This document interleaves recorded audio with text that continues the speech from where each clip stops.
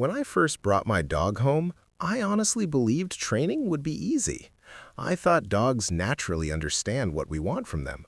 But within a few days, reality hit me hard. My dog wouldn't listen, barked for no reason, jumped on guests, and ignored me completely when I called his name. That's when I realized something important. Dogs don't misbehave on purpose. They simply don't understand our rules. Like many beginners, I made mistakes. I raised my voice, repeated commands again and again, and sometimes even felt frustrated. But nothing worked. In fact, my dog started looking scared instead of learning. One day, I decided to change my approach. I stopped blaming my dog and started learning how dog training actually works. The first thing I learned was that training a dog is not about control. It's about communication and trust.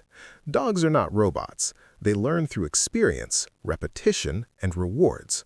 Once I understood this, everything started to change. I also discovered that the best place to train a dog is right at home. Home is where your dog feels safe and relaxed. There are fewer distractions, and your dog can focus better. You don't need expensive trainers or tools to start. What you really need is patience, consistency, and a calm mindset. Before starting training, I prepared a few simple things. I chose a quiet corner of my house, turned off distractions, and kept small treats in my pocket. These treats became my secret weapon. Every time my dog did something right, even by accident, I rewarded him. Slowly, he began to understand that good behavior brings good things. One of the biggest lessons I learned was timing. Training sessions should never be long or exhausting. Dogs lose focus quickly. I kept sessions short, around 10 minutes, but I trained every day. Over time, my dog started waiting for training time, wagging his tail with excitement. Training became a positive experience instead of a stressful one. Another important realization was consistency. At first, my family used different words for the same command. Sometimes we said sit, sometimes sit down. This confused my dog completely. Once we all agreed to use the same simple commands, progress became faster. Dogs don't understand language the way humans do. They learn through repeated sounds and actions. I also learned that shouting and punishment only slow down learning. When my dog made mistakes, I stopped reacting emotionally. Instead, I ignored bad behavior and rewarded good behavior. This shift alone made a huge difference. My dog became more confident, more relaxed, and more willing to listen. Training also taught me patience. Some days felt successful, while other days felt like failure.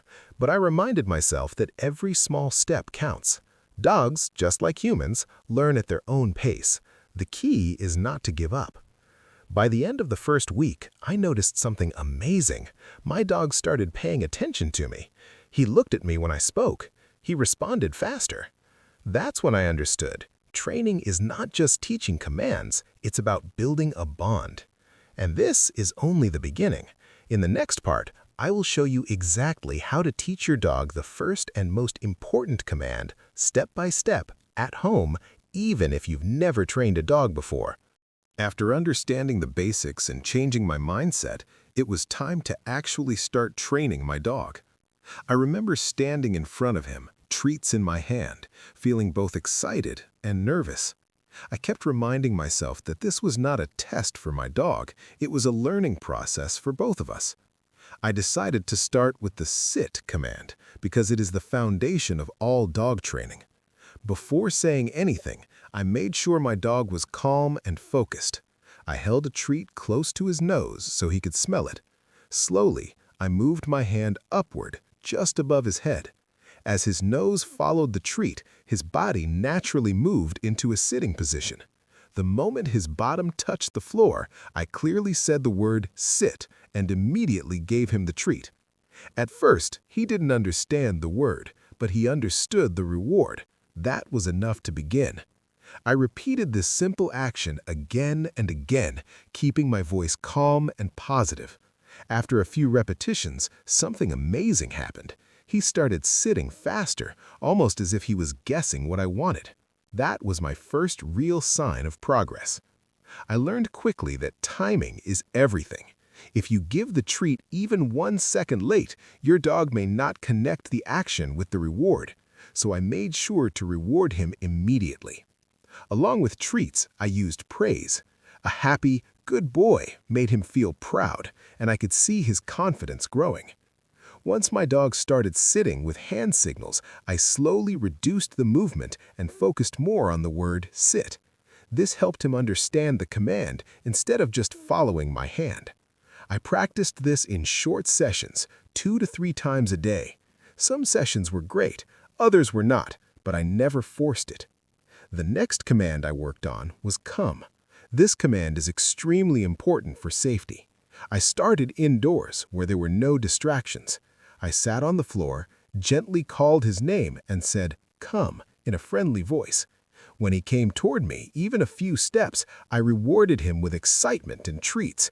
I wanted him to believe that coming to me was always a good decision. Sometimes he ignored me. Instead of getting angry, I took a step back, made my voice more exciting, and tried again. I realized that dogs respond more to energy and tone than words. The happier I sounded, the faster he came. One mistake I avoided was calling my dog to punish him. If a dog comes to you and gets scolded, he will stop responding to the come command. I made sure that every time he came to me, something positive happened. Then came the no command. This one was tricky.